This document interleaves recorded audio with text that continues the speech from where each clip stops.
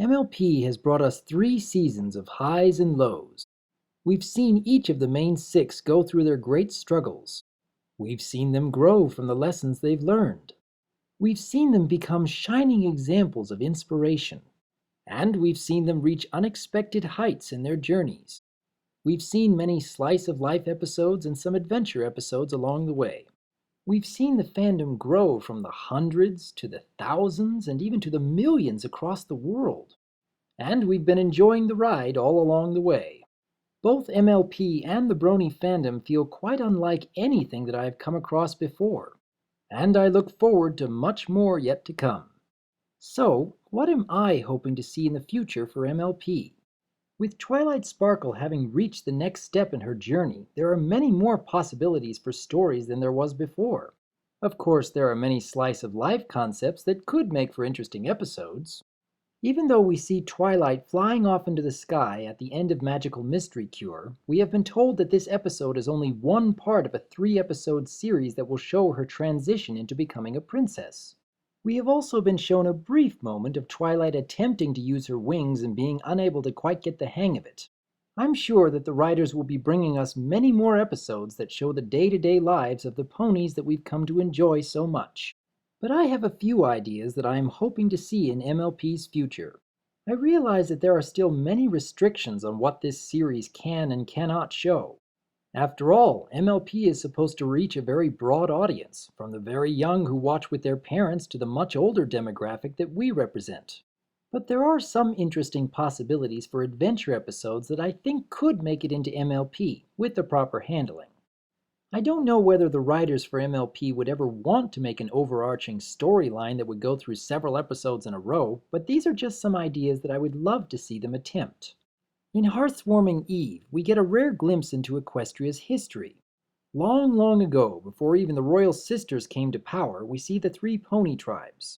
Living with a tenuous pact that is strictly out of necessity, the Earth ponies grow their crops with the aid of the Pegasi ponies who create favorable weather, and the Unicorn ponies who raise the sun and the moon in the sky.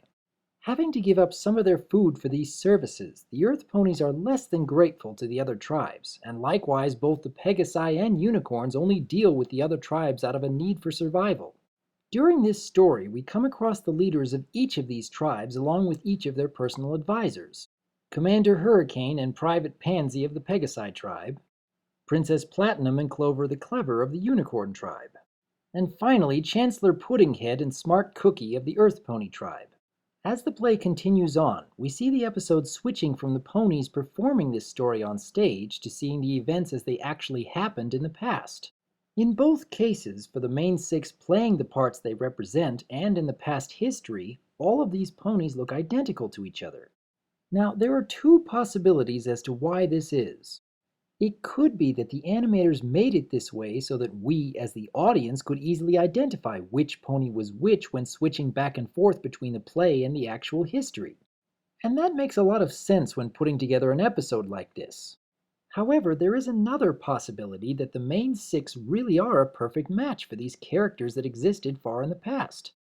We don't know this for certain, but I like to think that this is the case. After all, these leaders and advisors of ancient history came to get along in the end and create the unified nation of Equestria that we know today, just as the main 6 of today were able to create their friendship.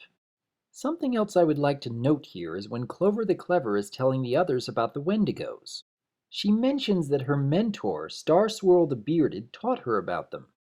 This is not the first time in the series that we hear about Star Swirl, and it is certainly not the last. Star Swirl the Bearded is first mentioned during Luna Eclipsed, when Twilight is explaining her costume to Spike. According to Twilight, he was the father of the amniomorphic spell, the most important conjurer of the pre-classical era, and he created more than 200 spells. He even has a shelf in the Canterlot Library of Magic named after him. Of course, Spike and everyone else in Ponyville doesn't seem to have any idea who he is. However, Princess Luna is able to recognize Twilight's costume immediately, so he was certainly well known back before the time of Nightmare Moon. Later on in the series, Twilight attempts to break into the Star Swirl wing of the Canterlot Library in order to find a spell to stop time.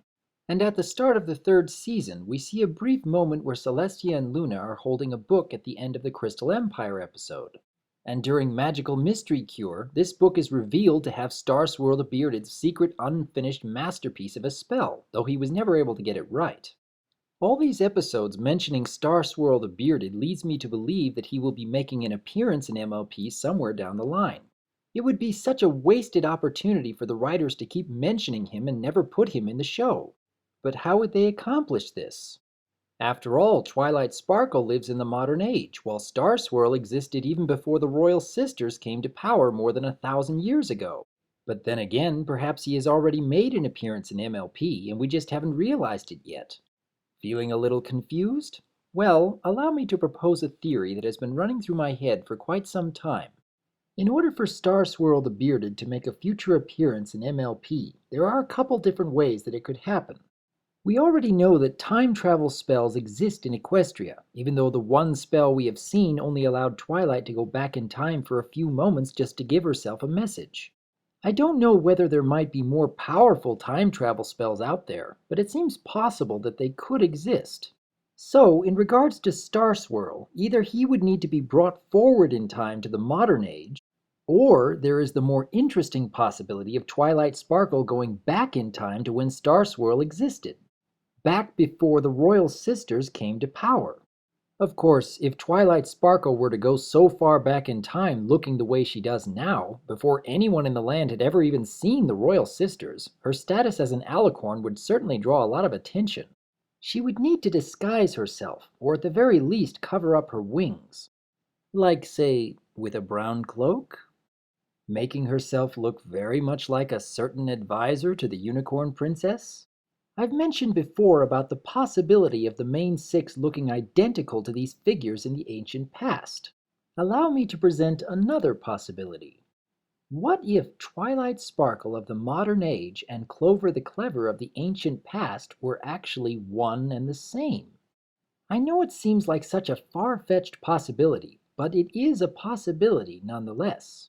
This would allow Twilight Sparkle to meet with one of her idols, Star Swirl the Bearded, and she would be taking part in the founding of Equestria at the same time. This would certainly create a lot of interesting ideas for stories, and who knows what kind of magic both Twilight and Star Swirl could come up with if they were working together. And just imagine for a moment, if you will, if Twilight Sparkle had also managed to meet up with the Royal Sisters even before they had come to power. I have to wonder just how Twilight might react if she was meeting with Celestia and Luna, if neither of the sisters knew who she was. And this could also explain why Celestia was unable to find a new bearer for the element of magic, while her sister Luna had been banished to the moon for 1,000 years. If far back in the past Celestia had discovered that Twilight Sparkle was the bearer for the element of magic, then Celestia would have been waiting all that time not just for the bearer, but specifically for Twilight herself.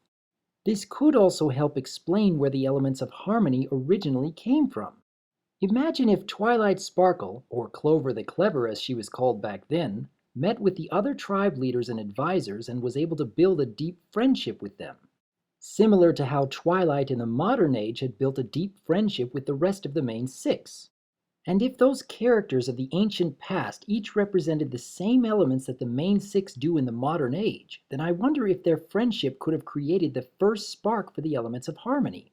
Something that perhaps Twilight, Star Swirl, and even the Royal Sisters could harness into the elements of harmony that we know today. I know that this may be a lot to take in at once, but looking at all these possibilities for stories and thinking about how they could all fit together is rather intriguing.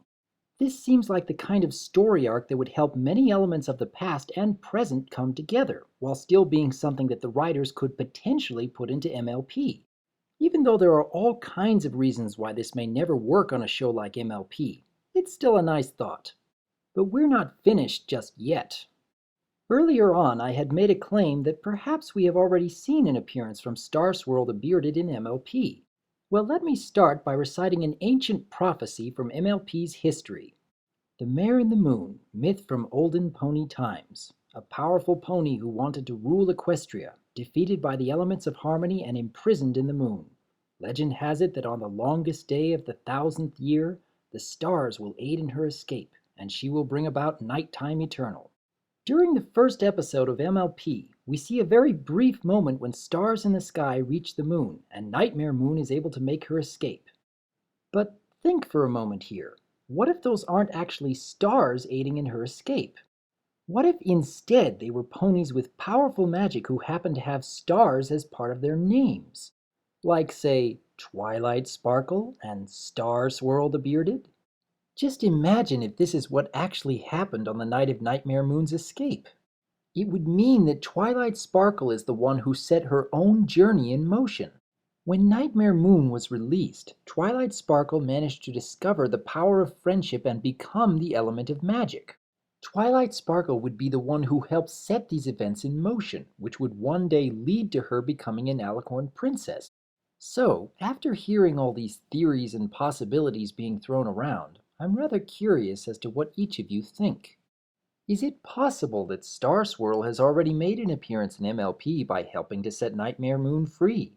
Could it be that one day Twilight might go back into the ancient past and meet with one of her idols? Could we have stumbled upon something that might help explain the origins of the elements of harmony? Would these stories be something that the writers for MLP actually want to put in the show someday? I'm also curious as to what others might think about these possibilities. I don't know whether anyone has tried to put this into a fan fiction before, but I have to admit that I'm rather intrigued to see whether anyone might be able to pull it off. There could be all kinds of possibilities here. But even if the writers for MLP don't ever explore the ancient history of Equestria in any of their future episodes, I have to admit that these theories are still a nice thought. What do you think? I am Dr. Wolf, and I look forward to hearing from you.